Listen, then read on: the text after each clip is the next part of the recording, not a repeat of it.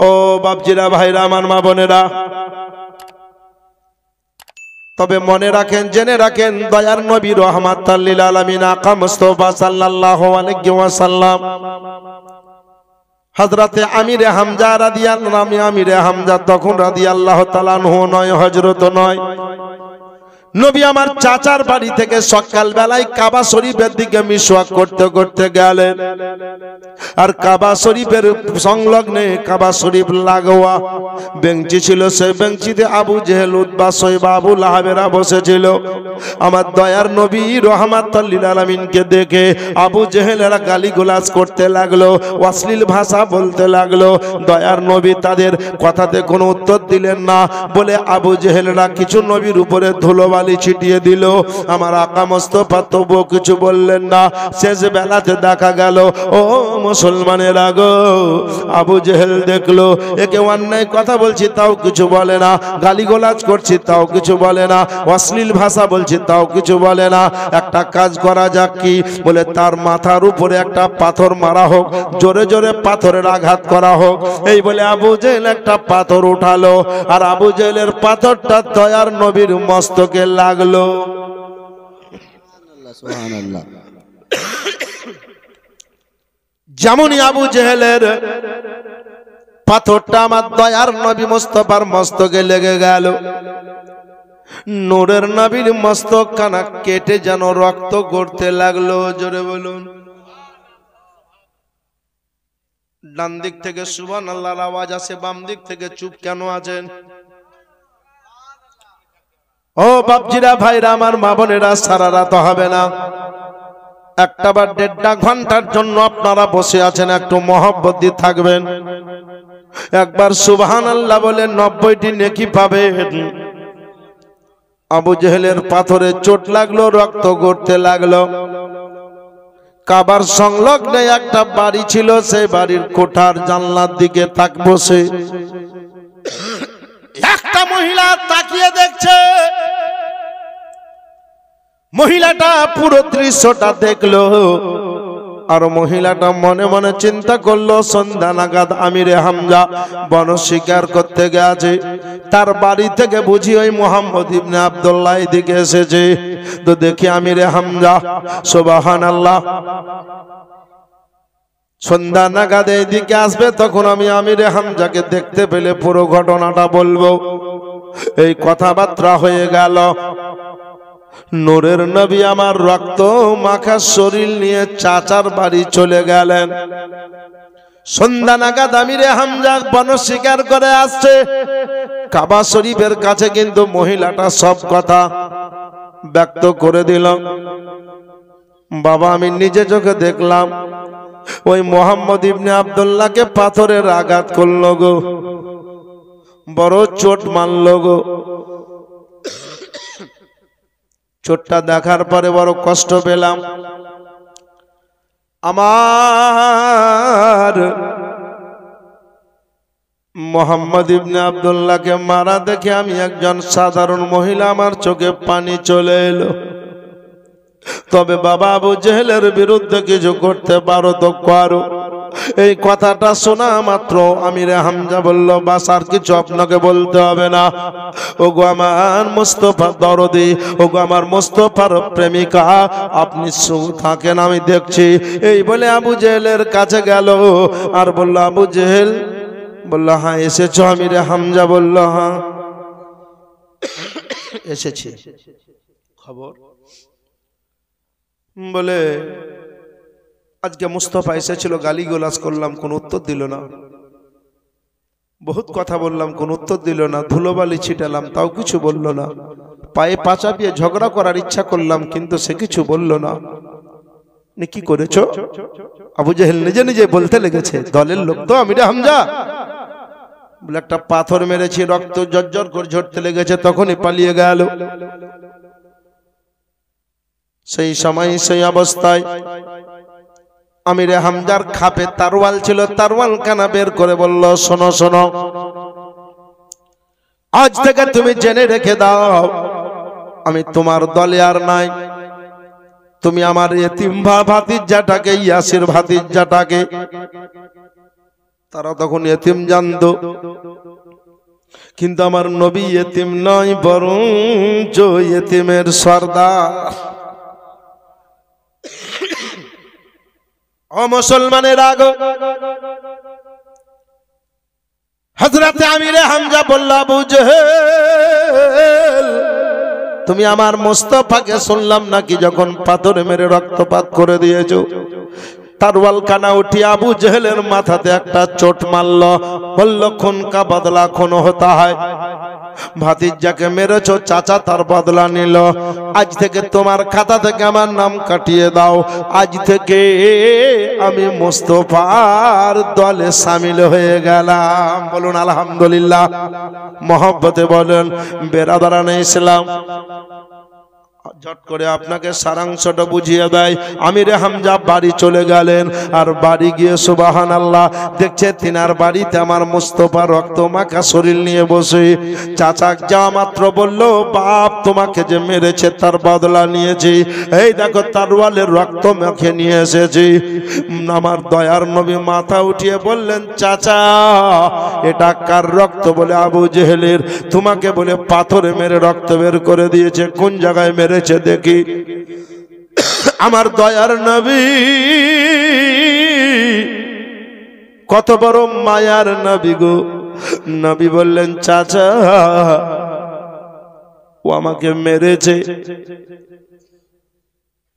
আমাকে চিনে না, আর তুমি তাকে মেরেছো তো চিনে, সুতরাং তুমি তাকে মেরে অন্যায় করেছো।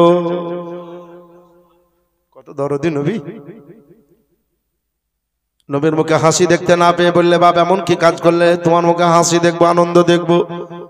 দয়ার নবী বললেন, চাচা গো, কিয়ামতের দিন আমি কাগজপুরের লোককে জান্নাতে নিয়ে যাব, ঝাড়খণ্ডের লোককে জান্নাতে নিয়ে যাব, বাঙালির লোককে জান্নাতে নিয়ে যাব, পৃথিবীর শেষ প্রান্তের মানুষকে আমি জান্নাতে নিয়ে যাব। তুমি আমার আপন চাচা, তুমি আমার বাড়ির পাশের চাচা গো, আমার সামনে তুমি জাহান্নামে যাবা, এটা কি ভালো লাগবে আমাকে? সুতরাং একবার যদি আমার কলমা পড়ে নাও, মুখেরও হাসি দেখবে, এবং মরণের পরে জান্নাতের গ্যারান্টি তোমার আমি হব। চাচা বলল, পড়িয়ে দাও আমাকে কালেমা তাইয়্যিব লা ইলাহা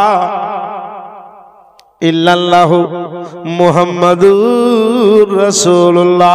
ও মুসলমানের আগো, চাচার আখলাক দেখলেন, চাচা আর বিবেক দেখলেন। চাচা সঙ্গে সঙ্গে পড়ে নিল। আবু জেহেলের দলবলেরা চিন্তা করলো, এই তো নবীর আপন চাচা কেউ কলমা পড়েনি, একটাই পড়লো যার নাম আমিরে হামজা। হযরতে আমিরে হামজা যেদিন কলমা পড়ে মুসলমান হলো, তারপরে দিন আমার দয়ার নবী হাত তুলে দোয়া করলেন, আল্লাহ গো, এ মক্কা শরীফে দুটো পালওয়ান আছে, একটা পালওয়ানের নাম আবু জেহেল, আর একটা পালওয়ানের নাম, মধ্যে একটা পালওয়ান আমাকে দিয়ে দাও। নবীর দোয়া বাদ গেল না। ও বাপজিরা, ভাইরা, আমার মা বোনেরা, আমি আপনাদেরকে জানাতে চাই, আমার দয়ার নবী মুস্তাফাকে দ্বিতীয় দিন উমর মারতে গিয়ে, আরে মারবে কি, উমর নবীর কদমে নিজের জানকে কোরবানি করে দিয়ে বলল, হুজুর আমি ইসলাম ধর্ম গ্রহণ করতে রাজি। পড়েছি আমার বোনের কাছে কলমা, কিন্তু আমার আত্মা শান্তি পায় না। আমার বোনের কাছে কলমা পড়েছি, কিন্তু আত্মা শান্তি পায় না, বলে আপনার কাছে এসেছি হুজুর, একবার পড়িয়ে দেন কালমা খানা। নূরের নবীর কলমা পড়ে নিয়ে উমর বলল, হুজুর কতটা মুসলমান হইল? দয়ার নবী বললেন, 40 জন। বললে, হুজুর এবারে আর গোপনীয় ভাবে ইসলাম ধর্ম প্রচার চলবে না, এবারে প্রকাশ্য ভাবে ইসলাম ধর্ম প্রচার করবে। একদিকে আমি দুটো লাইন হবে 40 জনের মধ্যে, একদিকের প্রথম লাইনে আমি উমার থাকবো, আর একদিকের প্রথম লাইনে থাকবে আমিরে হামজা, আর মাঝখানে আপনি থাকবেন রাসূলুল্লাহ নবী গো। আর আমরা সর্বপ্রথম দ্বীন ইসলাম প্রচার করতে করতে সর্বপ্রথম আমরা দ্বীন ইসলাম প্রচার করতে করতে কাবা শরীফের কাছে অগ্রসর হব। এই বলে সুবহানাল্লাহ ইসলামের ঝান্ডা নিয়ে চলতে লাগলেন আর পড়তে লাগলেন লা ইলাহা ইল্লাল্লাহ, লা হাক্কা লা ইলাহা ইল্লাল্লাহ, কালিমা লা ইলাহা ইল্লাল্লাহ, হাক্কা লা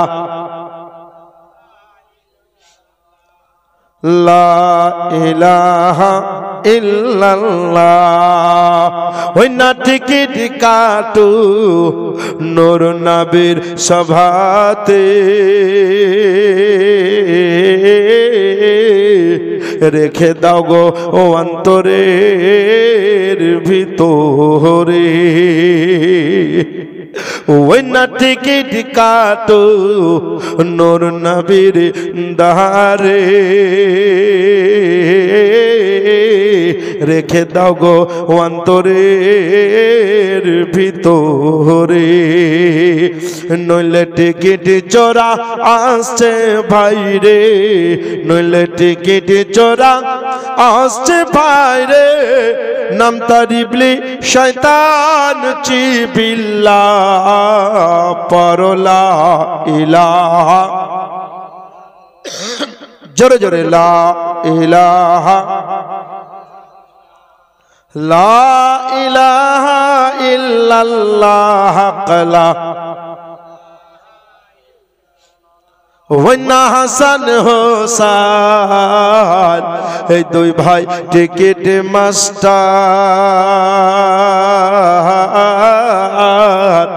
হযরত আলী গাড়ির ড্রাইভার। ওয়ান্না হাসান হোসেন এই দুই ভাই টিকিট মাস্টার, হযরত আলী গাড়ির ড্রাইভার। আবা মা ফাতেমা গাড়ির মালিক, মা ফাতেমা গাড়ির মালিক, কোম্পানি হান রাসূলুল্লাহ, পরলা ইলাহা ইল্লাল্লাহ, লা ইলাহা ইল্লাল্লাহ, লা ইলাহা ইল্লাল্লাহ, কালা ওয়ান্না জিবরাইল খবরের তার, আসল গাড়ির মালিক ওই যে গাফফার। ওই না জিবরাইল খবরের তার, আসল গাড়ির মালিক ওই যে গাফফার। ও ভাইরে মেলাইনে আসছে গাড়ি, মেলাইনে আসছে গাড়ি, গাড়ির নাম নূর মুহাম্মদ সাল্লাল্লাহ, পরলা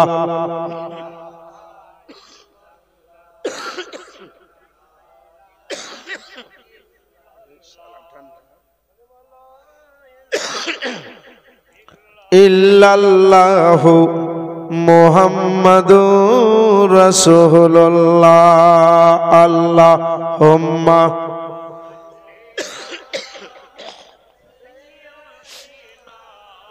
মাওলানা মুহাম্মাদ ওয়া আলা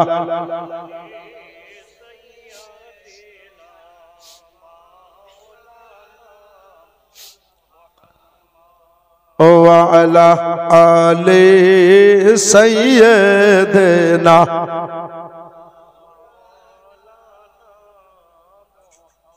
সাল্লাল্লাহু আলাইহি ওয়াসাল্লাম। বাপজিরা, ভাইরা আমার, মা বোনেরা, আজকে বিশেষ করে মোনাফ তার পিতা মাতা তো বেঁচে নাই, মা বেঁচে আছে, বাপ নাই। তার মাতাকে আল্লাহ পাক দীর্ঘজীবী করবেন, কিন্তু পিতার জন্য ইসালে সওয়াবের উদ্দেশ্যে সওয়াব। আব্বা হাজী সাহেব ছিলেন, ইন্তেকাল করেছেন। আল্লাহর কাছে আমরা দোয়া চাইব, আল্লাহ পাক রব্বুল আলামিন তিনার আব্বা জান কাবা শরীফ তওয়াফ করেছেন, নবীর রওজা দর্শন করেছেন, জিয়ারত করেছেন। ও মুসলমানের আগো, আমরা ওই জান্নাতি বাগানে বসে আছি, আমরা সবাই মিলে তার পিতার জন্য দোয়া করব।